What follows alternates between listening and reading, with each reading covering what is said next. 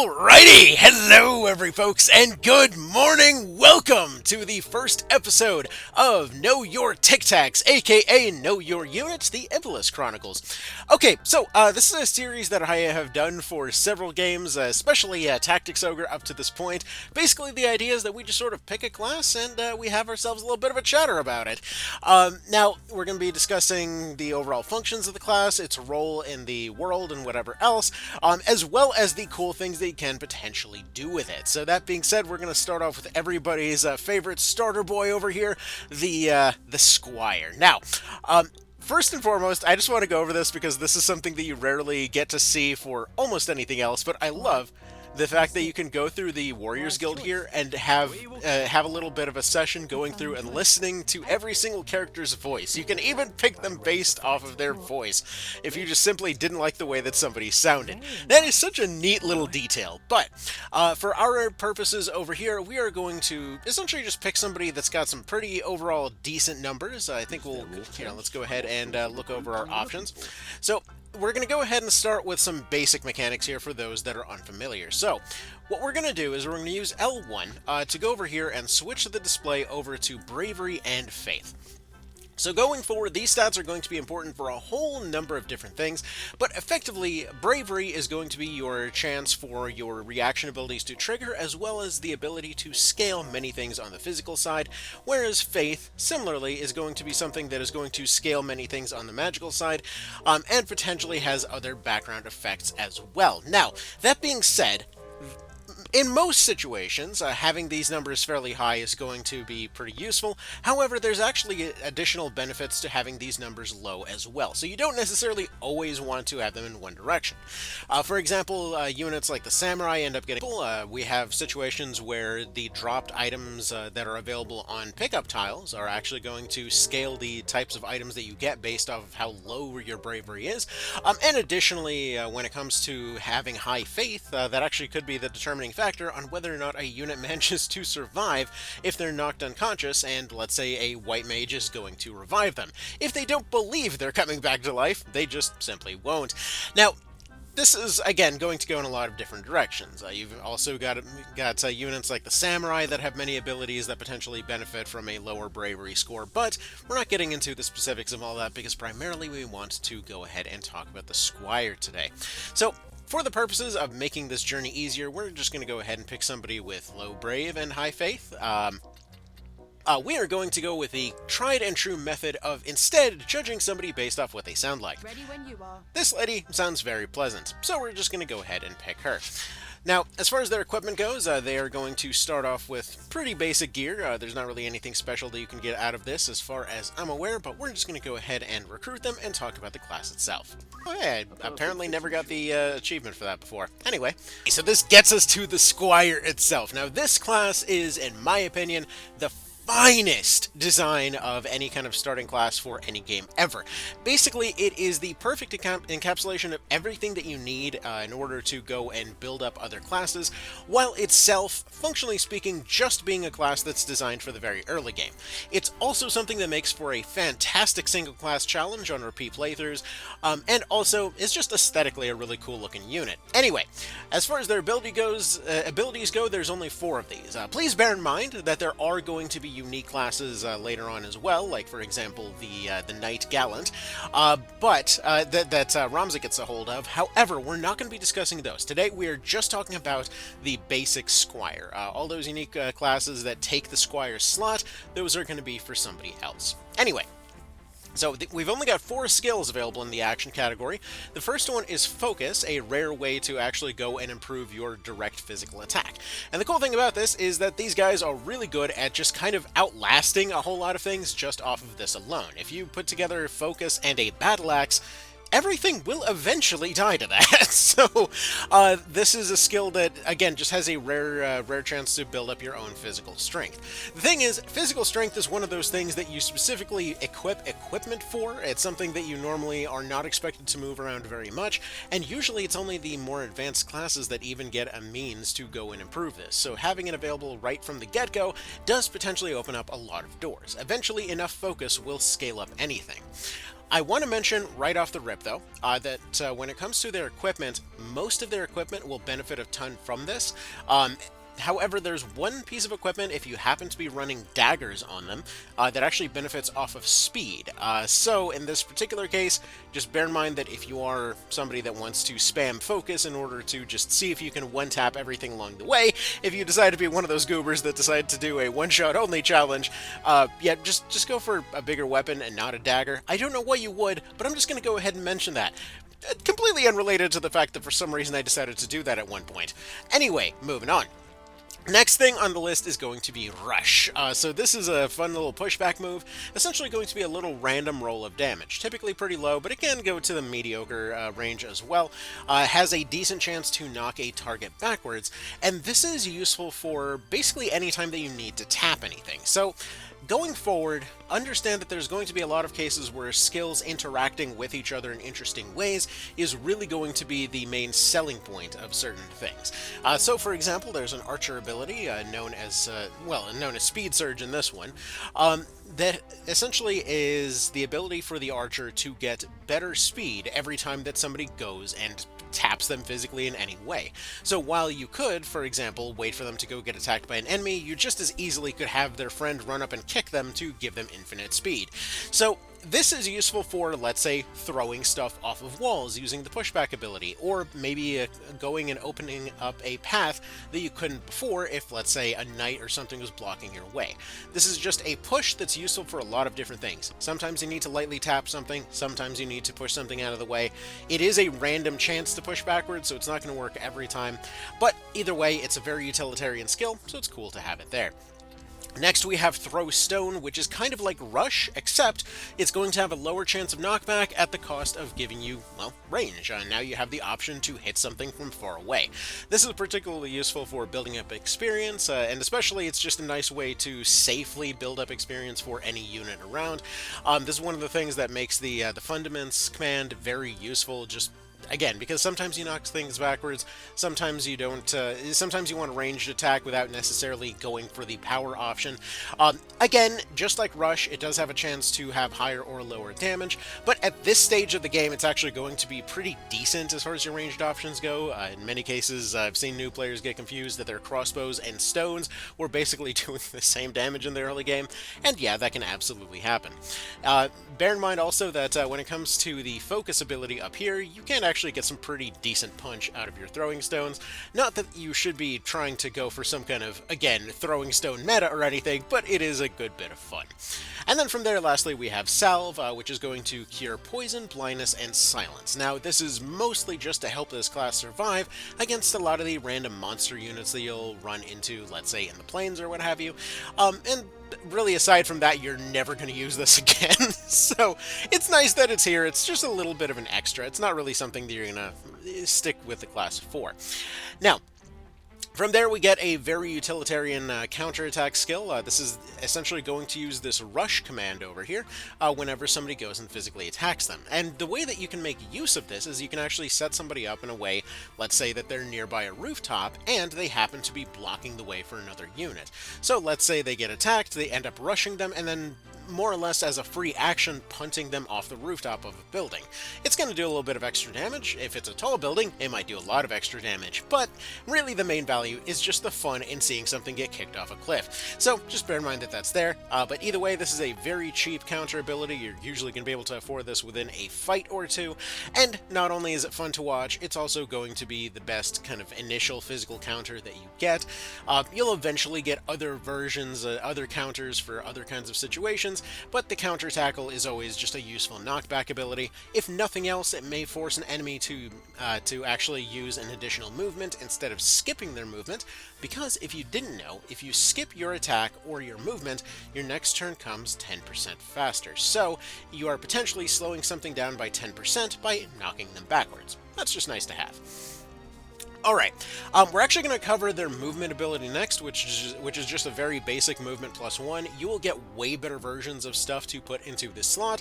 This is just a good little cozy one to pop in there, just to give them a little bit of extra movement range. For any Tactics Ogre fans that are coming in here that happen to be trying FFT second, interesting route things are taking these days, but just bear in mind that there is no downside in having additional movements in this one, so you don't have to worry about keeping this one on until you get something better. From there, we have their passive abilities, and these are the ones that you may potentially use throughout the rest of the game. In fact, JP Boost is the perfect student skill, like the perfect student skill of any game ever. Basically, if you end up going through this class, you end up maxing out their stuff, you have all of the tools that you need to make every other class better. You end up moving farther because they've been through their boot camp, you end up having those ranged attack abilities because they're learning to get experience in safer ways. You're potentially going and getting new types of weapons and what have you, but you also have JP Boost. This skill is basically going to speedrun learning any class going forward. If you ever want to power level a class, always use JP Boost. It is dramatically faster. Usually you'll end up getting anywhere from like 3 to 5 class levels over the course of a single fight if you're using JP Boost. This also means that you can potentially keep your levels lower while keeping your class levels higher. Not necessarily that that's a distinction that you have to worry about, especially on the Tactician difficulty, but it is something that can make for way faster progression through any classes that you come across. Alright, then from there we have Evasive Stance, which causes you to have higher evasion while you're currently standing. It just allows you to defend yourself a little bit better. Bear in mind that evasion works with full effect from the front, partial effect from the sides, and it doesn't work from the back. So this will not protect your back, but yeah, it gives them a better chance of going and dodging things. This is potentially useful. It's like, basically they're using this in lieu of a shield because this class cannot equip shields. This is potentially very useful on evasive units later, but it is kind of wonky to use. It's cheap for a reason. Like, it's one of these ones that you kind of throw out there because you're willing to sacrifice your 10% turn speed until next turn, you know, because you basically have nothing better to do, and sure, it's fine. It is exactly fine. It's rarely going to be super useful, but you'll end up eventually running into those 1 or 2 moments where this ends up getting a chance to actually save somebody, and it feels really good when it does. It's rare, but it does do that sometimes. Anyways, moving on, we have Beastmaster. So this is actually going to give you an additional skill. This is going to give you an additional skill on any monster units in the team. Now, this will not come online until you either acquire the Orator or you acquire your first Chocobo in Chapter 2. But basically what this does is that it gives any monster unit nearby one additional hidden ability if they're standing right next to this unit. This is so rarely going to be useful, but so many of us run it anyway, just because it's neat. This is one of those skills that's really a lot more neat in concept than it really is practically useful. Now, it does give you a reasonable elevation difference, but for some stubborn reason, they still didn't extend the range on this thing, so it's still currently 1 tile away. But this does mean, for example, if you have Chocobos and you end up breeding yourself a black Chocobo, which it sounds like it's a more involved process. It literally just involves running back and forth on the map until one spawns in your inventory. But this does mean that, for example, they can acquire the red Chocobo ability to fire a meteor. Or, for example, there's pigs that you can get later on that can sacrifice themselves to give somebody a free level up. It's not worth it at all for the amount of effort that it takes to do that, but it's neat that you can. But usually this just gives you an additional ability that would be available on a different tier of unit, or one that is potentially unavailable to any of them. Now, this is going to be very situational, and most of the time you see this skill come up on monster-only runs, where, for example, Ramza would be left as a Squire or Orator throughout the entire playthrough, with Beastmaster never coming off, and that's usually when you get to show this stuff off. It's not the most practical thing in the world, but it is fun to play around with. And then lastly, we have Equip Axes. Now, I personally love Equip Axes, because this gives you access, pun intended, to some degree anyway. This gives you access to axes. Now, the ability to equip axes is surprisingly useful on pretty much any other class. We'll get into the equipment in just a second here, but basically, axes are one of the most powerful weapons in the game. However, they're their damage varies quite a bit. Most of the time, it's going to be somewhere in the middle. You're going to get the listed damage that you got. A good bit of the time, it actually goes over the damage that's listed, up to, I believe, like 50% higher, potentially allowing for some of the highest highest single hit damage in the game. But however, it also comes with the downside of having a chance to just completely whiff and do next to nothing. Now, that's usually why people don't go for them that much, but that being said, the Squire has... It's weird, I got interrupted by a pop-up in the background. Anyway, so yeah, this is going to give you access to axes, obviously. Their main downside is that they're a weapon category that can potentially be really, really good, going up to, I believe, 50% higher than the actual listed damage value. However, they can also pretty much completely whiff and just go down to single digits. So they are very swingy of a weapon. However, if, for example, you use the combination of focus and a battle axe on just about anything, they have the potential to be infinitely powerful for all intents and purposes. There is no upper limit for any kind of setup skills that boost, let's say, your physical attack, your speed, or what have you. You'll just eventually start doing ludicrous numbers. Now, that being said, let's go ahead and talk about the overview here and just kind of talk about a few other additional things about this class. So as it mentions in the overview, it is the foundation for all other jobs. It's basically the student unit. Everything about it is meant to emphasize other classes. Like, let's say they go and they upgrade into a knight later. This still allows them to use their fundaments command to not only become more powerful, but still have access to a ranged attack, because the knight by default does not have that. Or if they go over to something like the chemist, it could potentially give them more spacing options. It's a class that is entirely built to serve other classes, and that's really cool from a design perspective. Now, that being said, let's go ahead and talk about equipment next. So, as far as their equipment, they get access to swords, daggers, axes, flails, as well as basic hats, as well as clothing, as well as accessories. Now, the clothing is what I consider medium range armor, or medium weight armor, rather. It's going to be the most flexible category of items, and usually will give you much more bonuses than anything else. So, going forward, just know that if there's robes, they're going to be primarily for magical stuff, as well as anything that involves messing with your MP pool. When it comes to your heavy armor, those are going to give you a much higher health pool, as well as a few other unique defense bonuses, but for the most part, you're using it for the health bonus. When it comes to the clothes, this is going to be the versatile one that gives you access to whatever stats you'd like. Whether it's giving you a huge initial speed boost, whether it's giving you a lot of physical power boosts, whether it's giving you a lot of immunities to particular things. So while clothing does not sound like a sexy option, it's actually a pretty versatile set to have. Same thing for hat and hair adornments. You really don't have to worry that much that you're not getting helmets on them. They are just fine. The one thing that they don't get, noticeably, is shields. They don't get shields. Ramza's unique variant does actually get access to a shield, and that can potentially be confusing for some. Now, you can't really get particularly fancy with this class, though I will mention, in most situations, when it comes to their equipment and whatnot, you're usually going to want to run them with swords. Swords are the old reliable, they're the thing that's going to do the best in terms of overall basic performance. You will get some fancier swords later that will do other things, you know, like swords that can put somebody to sleep or whatever else, but they're a consistent, reliable damage option that can use focus to a high degree of success, and that's really what you want to be going for.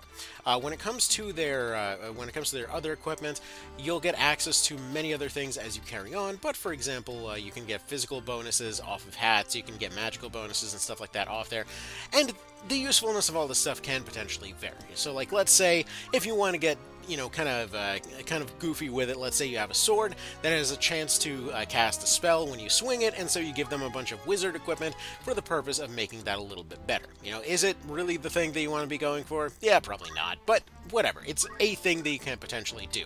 In most situations, though, what you'd end up doing is that you'd end up going for the highest hitting thing that you've got, as well as going for a power bonus, and then continuously going for even more power bonuses.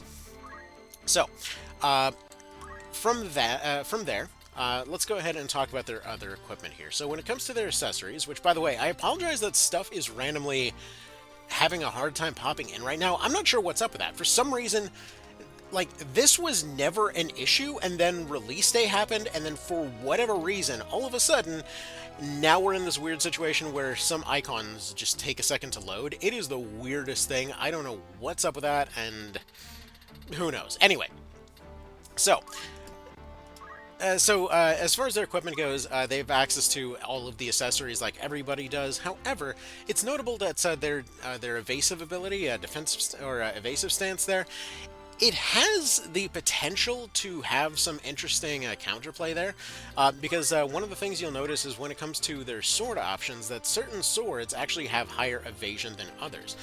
So, for example, you'll notice early on one of your choices is going to be longsword versus iron sword, which is really like a choice of like, do you want one extra damage or do you want the chance to evade better? And this plus evasion stance plus a cape can actually give them some pretty decent evasion early on.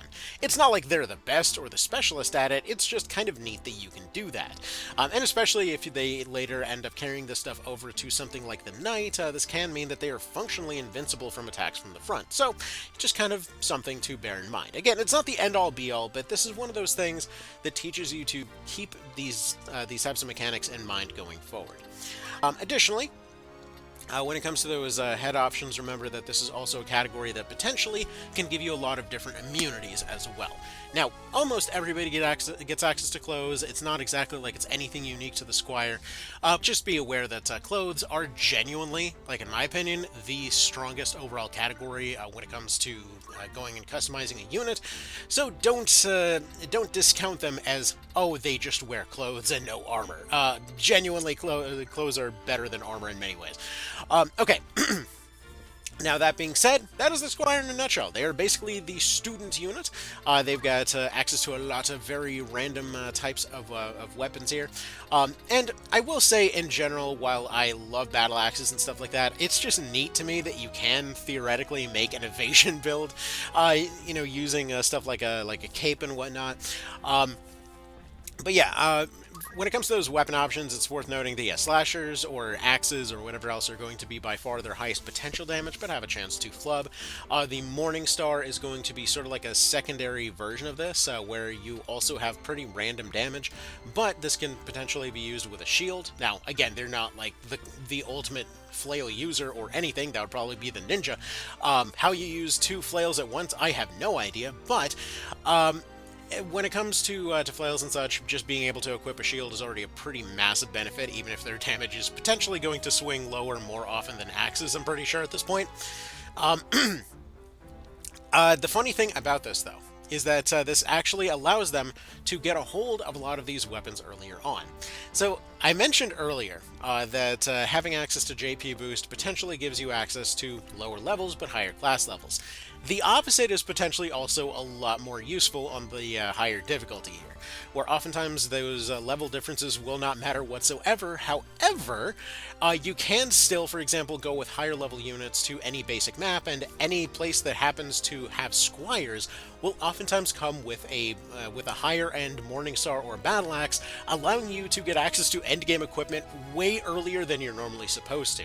So if you wanted to get a hold of, let's say, Morningstars or Slashers or stuff like that in, Chapter 1 after doing a ludicrous amount of power leveling, you can do that if you want to. And this is actually one of the ways that you can potentially, let's say, take Delita and turn him into an absolute powerhouse, because even though you can't change his class, you can tell him to focus and you can give him a very high damage flail. So just kind of something to consider. Anyway, so that's about that. I gotta get going. Y'all have yourselves a good one. I hope this was fun, and I will see you in the next one. Bye.